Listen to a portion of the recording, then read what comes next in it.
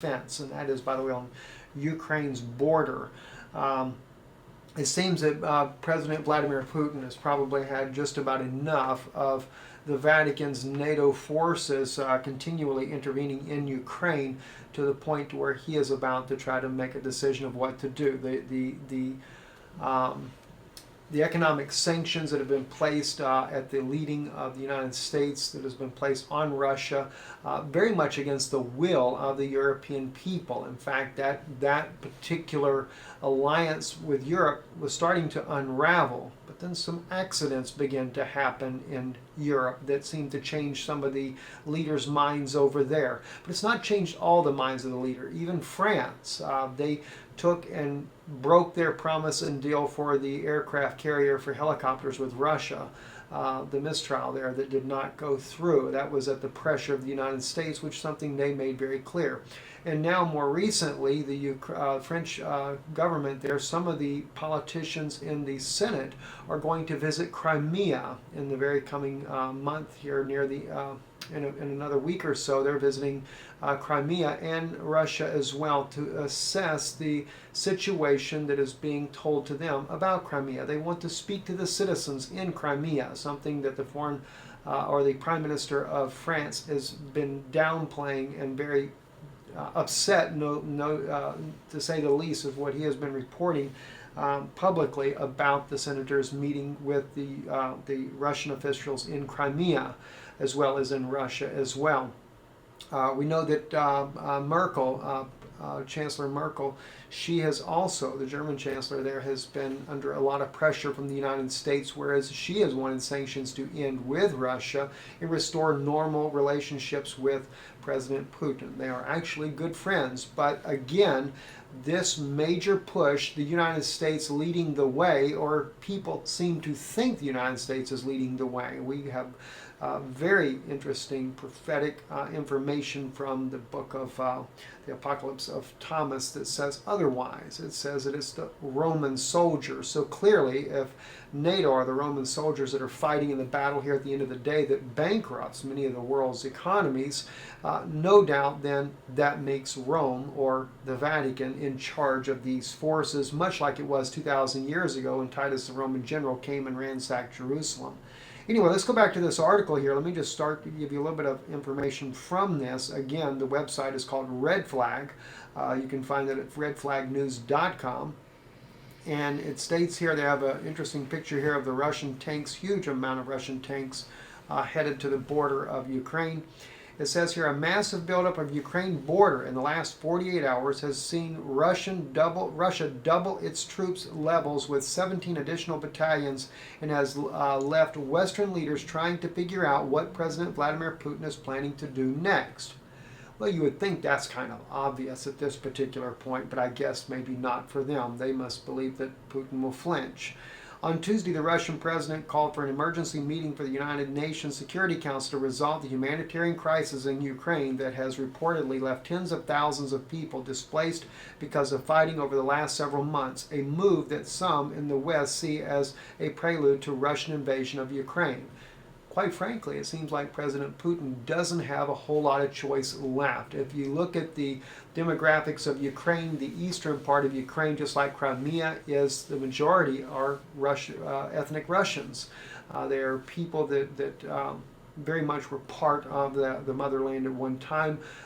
Better than 90% of its people, the populace there, are Russians, and there's been many intercepts of communications with military and phone calls as well between the U.S. Embassy in Ukraine, stating that they just wanted to wipe out those people. In fact, they even used the expression just to annihilate them if it took a nuclear bomb to do so.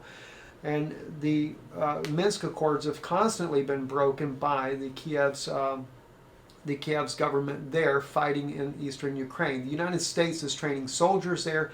It has been caught on camera by the local news media there in eastern Ukraine with believed to be American soldiers only wearing uniforms of the Ukrainians, fighting alongside with the Ukrainians. And of course, it's been reported that special ops from the U.S. has also been a part of the battles there.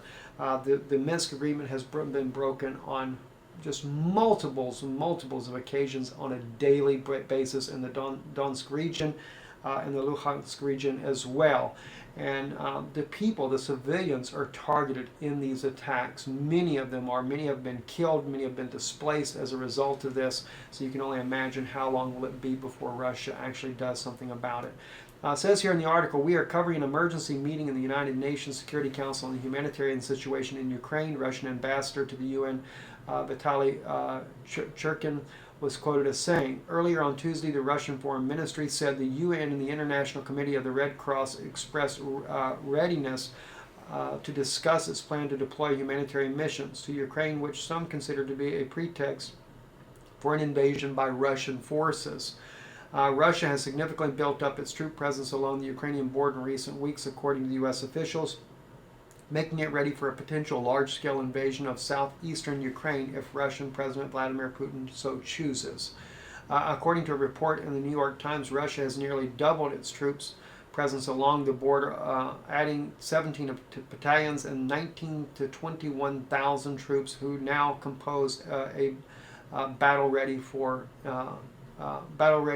of infantry, armor, artillery, and air defense within a few miles of the border. The White House is openly worried about what would be, for all intents and purposes, an invasion under the guise of the peacekeeping operation.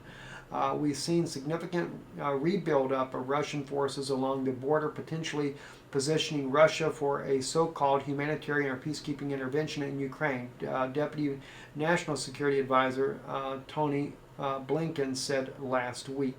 That's a very real option, a senior Defense Department official said, told the Times. And should Putin decide he could do that with little or no notice, we just don't know what he's thinking. And quite frankly, I do not believe that if Putin does come into eastern Ukraine, I do not believe that he will try to go far beyond that. I don't think he's interested in trying to take Kiev or any of the other places there unless the war spreads with NATO getting involved as well. It seems to me, just like it was in the case of Crimea, he is trying to secure the Russian-speaking people in eastern Ukraine.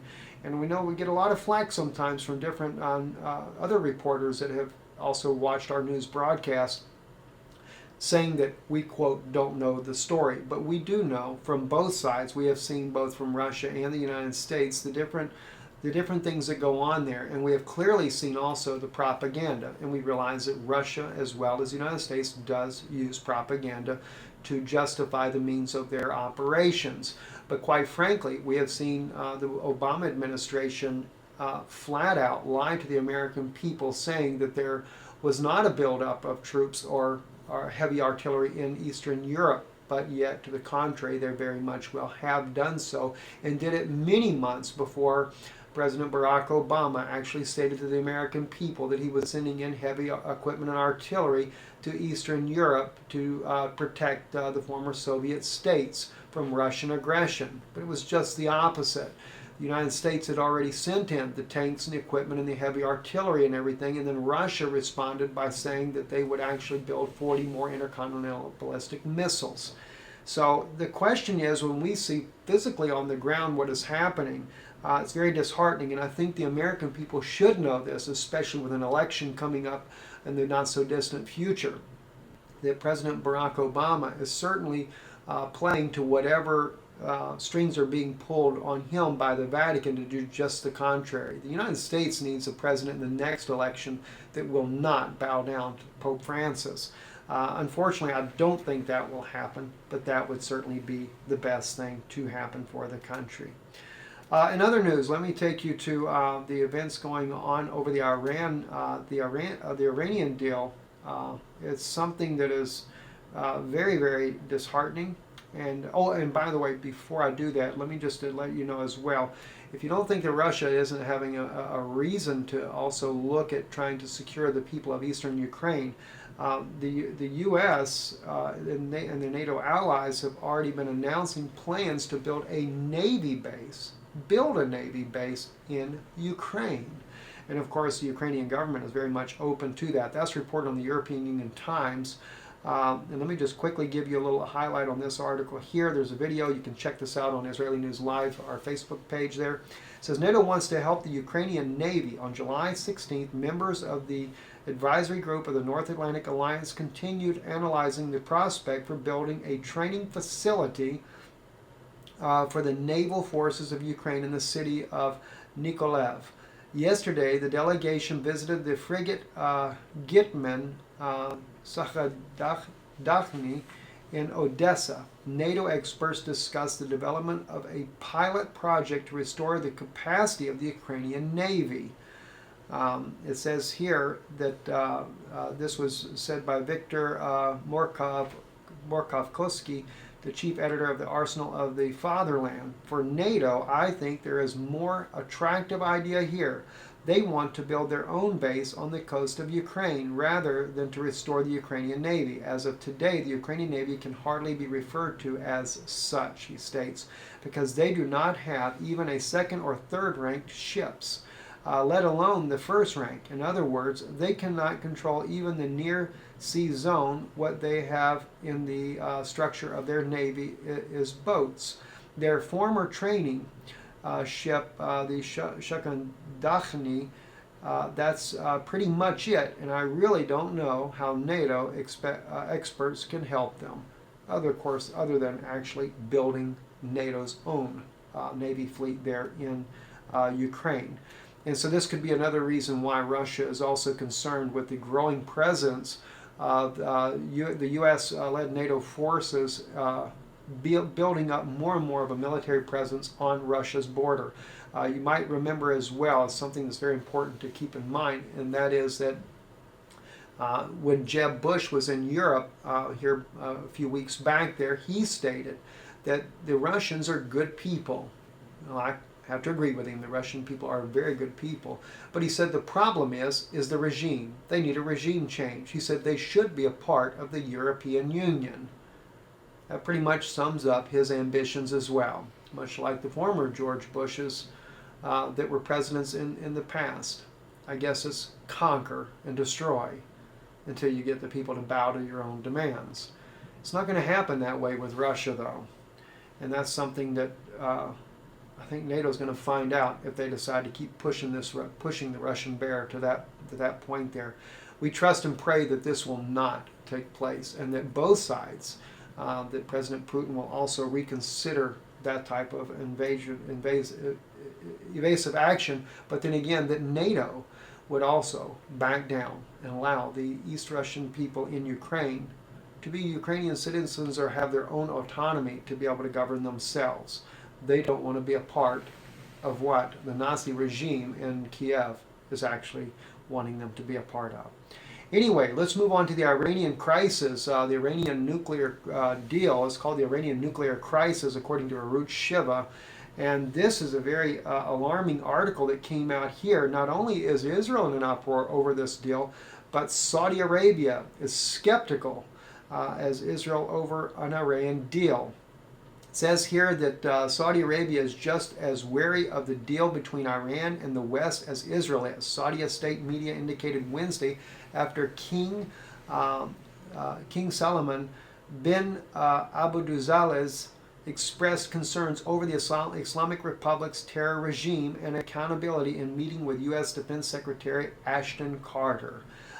Carter stressed the United States of America's keenness on enhancing peace and stability in the region, the Saudi press stated Wednesday. During the meeting, Salman expressed doubt about the veracity of the checks and balances on the Iranian nuclear program and questioned the snapback sanctions program if Iran violated its terms. Carter told reporters, "Those are in the same issues that we know we all arise," he responded.